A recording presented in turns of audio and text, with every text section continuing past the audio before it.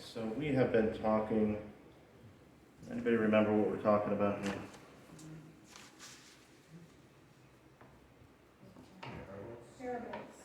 Parables, that's right.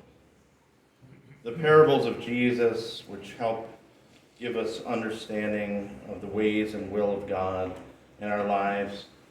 The understanding that it's coming to the Lord in such a way that says, I don't know, but you do know. I don't have it all together, but you do.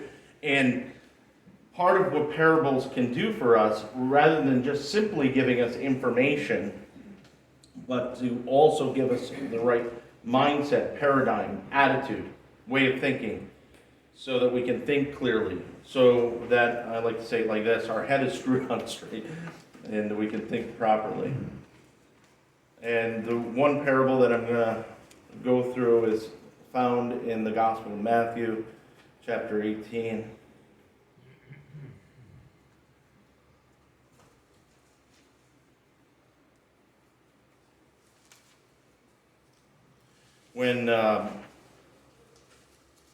So years ago, I told the story last week, so okay, I got another story that can pertain to what we're talking about today. But years ago, our family went to a pizza shop. We're going to the pizza shop, and as we're going through, the fellow that was there really just had just kind of not the greatest disposition or customer service. And I remember him asking me, I ordered a pizza, an entire pizza for the family. And he said the kids are young, and he says, is it for here or to go? Do you want paper plates or a box? I said, well, can I get both? Put it in a box, because we're probably not eating it all. And get some, no. No. And, I immediately thought of the soup Nazi. No soup for you, automatically, like he was just angry, like for me daring to ask for both a paper plate. And I just thought to myself, I don't think so. I don't think I really want to be patronizing this place. As good as their pizza may be, patronizing this place. So I just said, you know what? I think I'll just take my money back, cancel my order, and I just left because it wasn't worth it to me to be in an establishment like that. So today, what we're talking about is dealing with conflict. Anybody ever have to deal with conflict? Probably on a daily basis. We have to deal with conflict in one way or another. Some conflicts are more serious than other conflicts. Like if you're dealing with a conflict because you're going to a store and the cashier is a little rude, that's one form of conflict. And then as the relationships get more close, the seriousness or the implications of that conflict become more serious. And how do we deal with that? And I think Matthew 18 gives us some ideas of how we approach conflict, and Jesus gives it in parable form. And we'll just touch on some ideas that are presented to us. And then it says, before I get to that, in the beginning of Matthew 18, it says this. And this is going to verse number... Well, we'll do number 6. And this is Matthew 18, verse 6. But whosoever shall offend one of these little ones, which believe in me, it were better for him that a millstone were hanged about his neck, and that he were drowned in the depth of the sea. And then verse 7 says, Woe unto the world because of offenses, for it must needs be that offenses will come, but woe to the man by whom the offense cometh. So what's it telling us? It's telling us that in life and in relationships and in the world, we're going to have opportunities for offense. Opportunities that we will hold on to something. to not forgive somebody. And he's saying that it will come. Jesus seems to take it seriously because sometimes we will say this. We'll say something like this. We just sort of cover things with a blanket, where we say that it's so necessary to forgive. And it is. And this is what we're going to get to right now. It is absolutely necessary to forgive. But is forgiveness as simple as just sort of waving a magic wand and saying, oh, you're forgiven, you're forgiven? Let's just think of it this way. Like Jesus is saying here,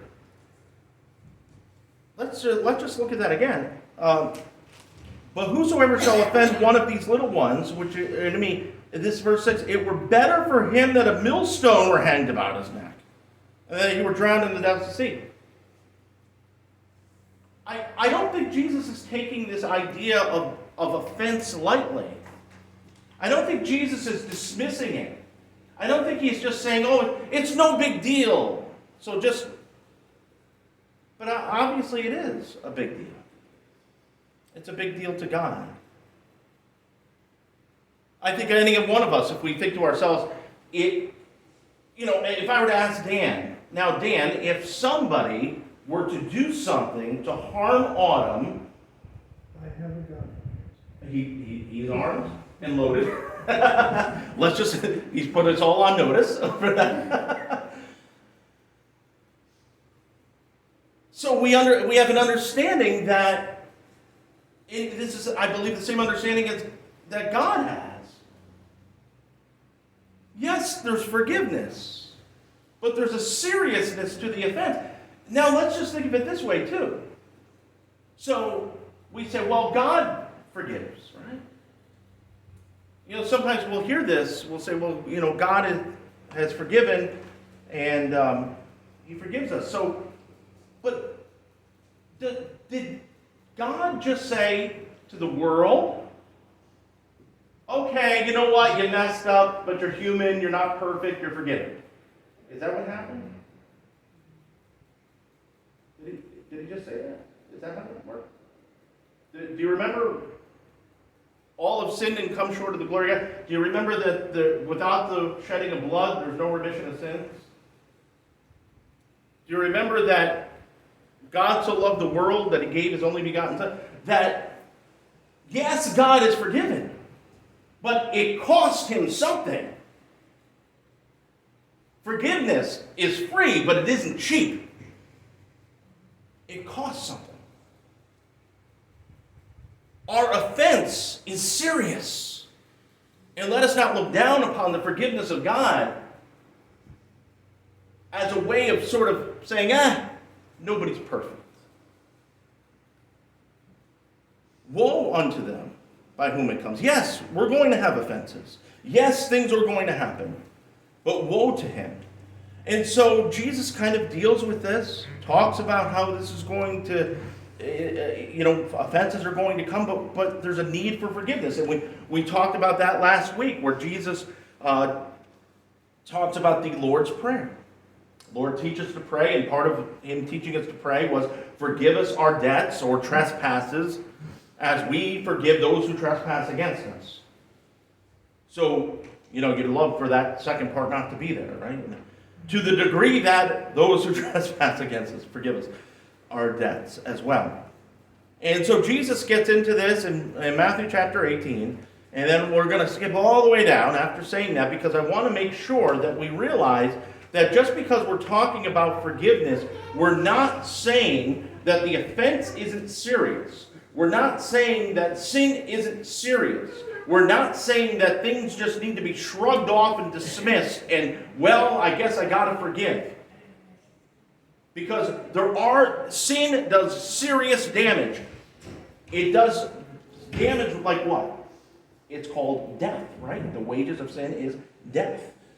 So it's not just, oh, I just need to forgive and it's okay, and we move on.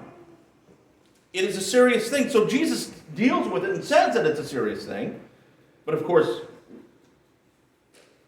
how are we in our hearts supposed to deal with offense? So Jesus, before he gets into this, is acknowledging that offenses will come, but woe unto him by whom they come. He's not dismissing our hurt. He's not dismissing the things that were done wrong to us. He's saying it is wrong. He's saying, yes, it is hurtful. Yes, it does cause death in one way, shape, or form. But here's how we're supposed to deal with it. And then he gets into it in where Peter asks him in verse 21. Then came Peter to him and said, Lord, how oft shall my brother sin against me and I forgive him? Till 7 times? Now, of course, we can picture the idea that we've seen Peter time and time again getting out of the boat. He's on the Mount of Transfiguration. He says, well, we need to build tabernacles, one for you, one for Moses, one for Elijah. He's always jumping the gun and jumping to conclusions. He's saying what God didn't say. He's just trying to fill in the gaps for God. Okay, I'm going to get the answer before anybody else says it. I know it's 3 strikes and you're out, but I'm going to say 7 because I'm going to sound so spiritual here. Till 7 times? And then in verse 25 it says, and when his disciples heard it, they were The wind blew. Verse 22 rather. Jesus saying, I say unto thee, until 7 times, not unto thee, until 7 times, but unto 70 times 7. Anybody good at math here? 490 times. It seems like Jesus was telling him that you need to just forgive always. Wait a second. Jesus, I've been seriously offended here. I've been seriously harmed here. Something horrible has happened to me here. And then he says, well, let me illustrate it for you. And he gives this parable. Therefore is the kingdom of heaven likened unto a certain king, which would take account of his servants. And when he had begun to reckon, one was brought unto him which owed him 10,000 talents. 10,000 talents. It's funny, when I look this up, it runs a gamut of what actually 10,000 talents represents. But for the sake of this, we could probably say somewhere in the neighborhood of $15, just to make it a nice round number. But for as much as he had not to pay, his Lord commanded him to be sold, and his wife and children, and all that he had, and payment to be, 15 million. Because I was jumping the gun. This would be like $15 million, a lot of money. And that's why his wife and his whole children are going to be sold. And all that he had in payment to be made, the servant therefore fell down and worshipped him, saying, Lord, have patience with me, and I will pay thee all.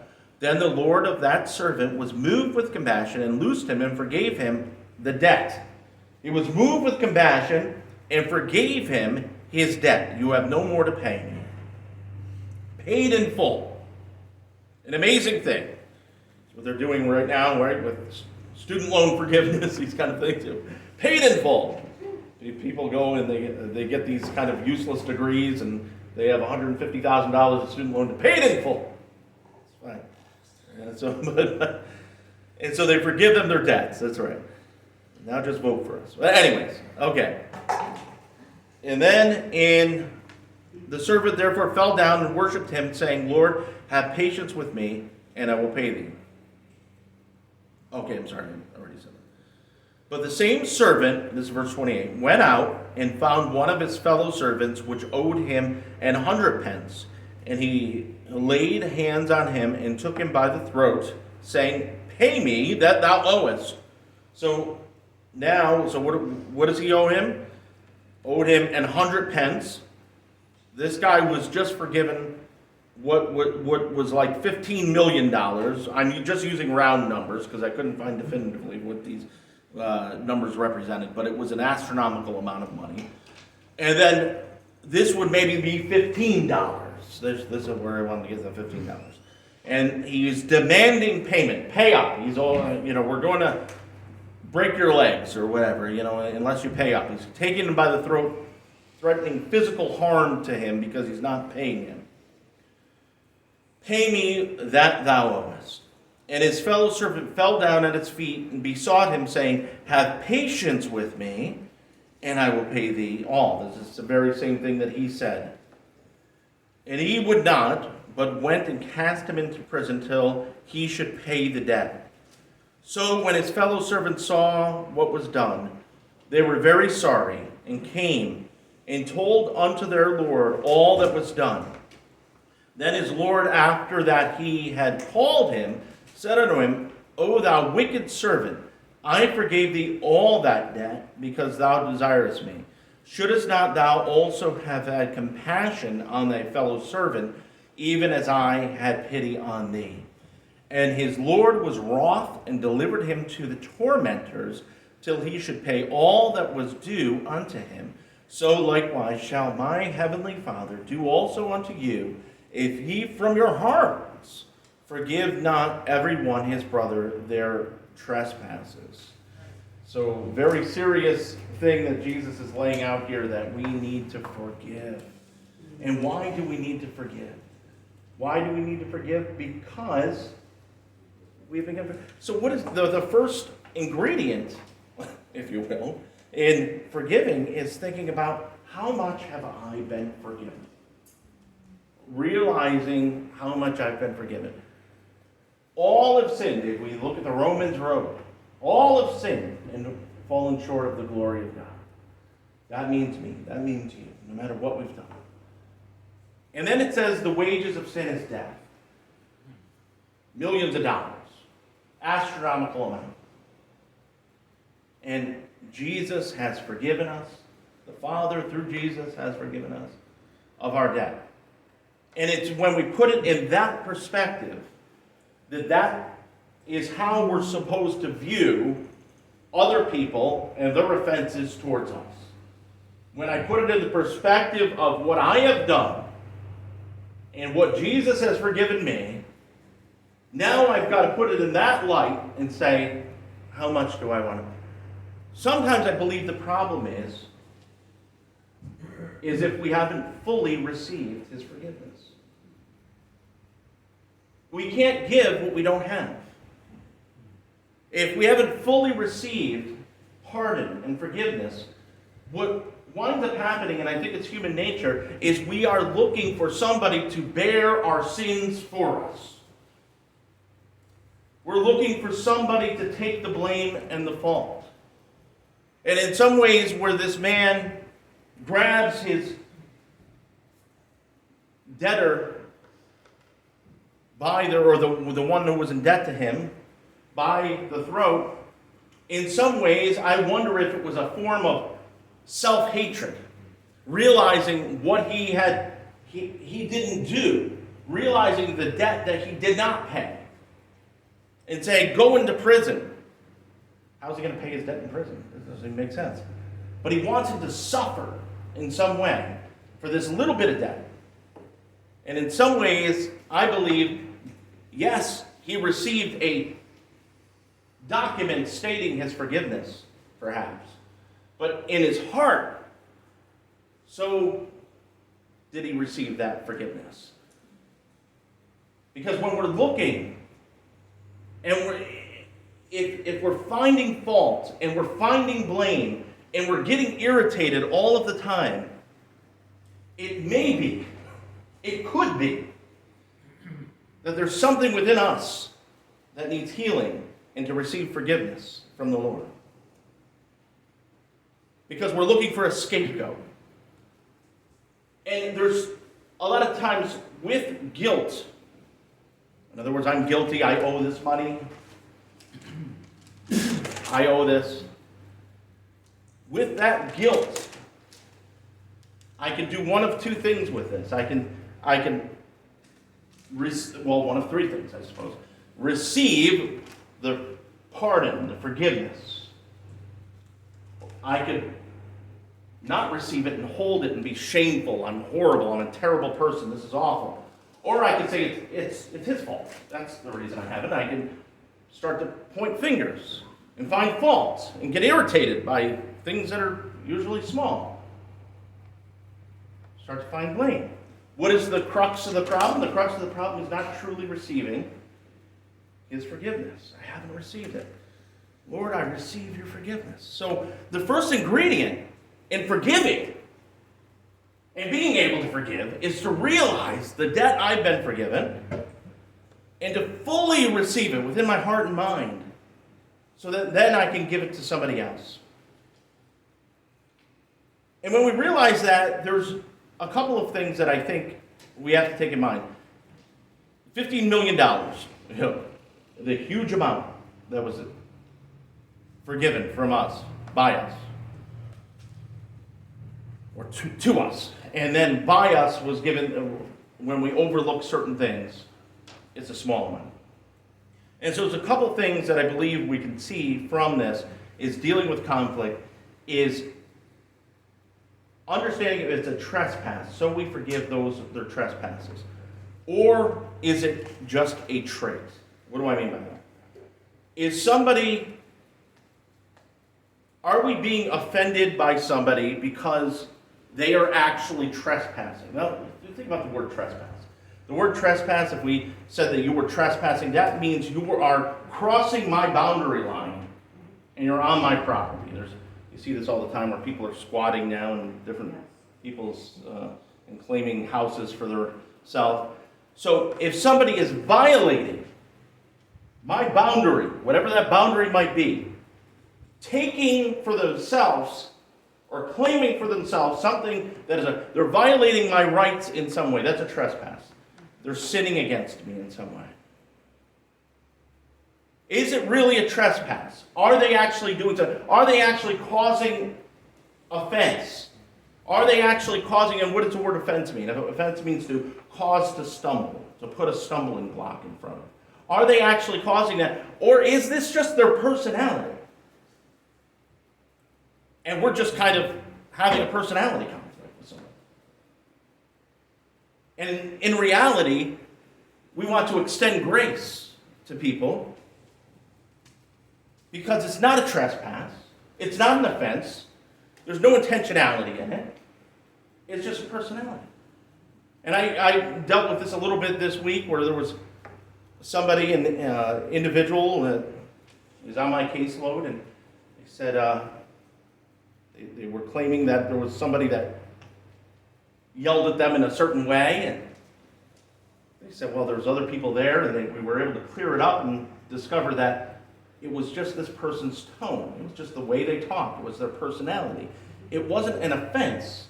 It wasn't a trespass. They didn't really do anything to cause harm intentionally. And so once that was settled and explained properly, they realized, okay, yeah, I can release this. I can let this go. And I think in a lot of ways when we think about, okay, the Bible tells us this, that to the measure that we give is the measure that we're going to get back.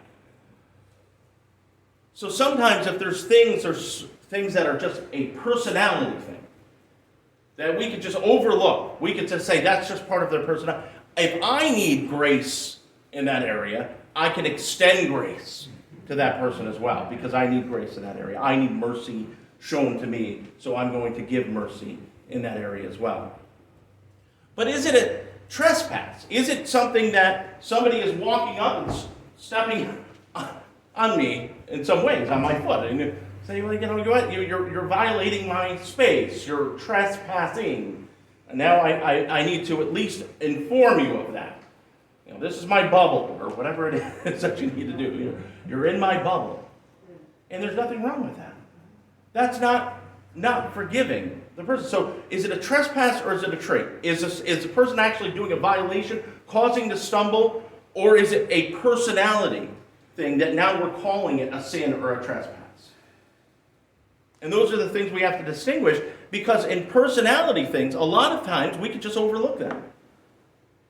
Or if somebody talks in a certain way that maybe Honey, it's not your cup of tea. Maybe you go to a different room. Dan, you can just leave the room, right?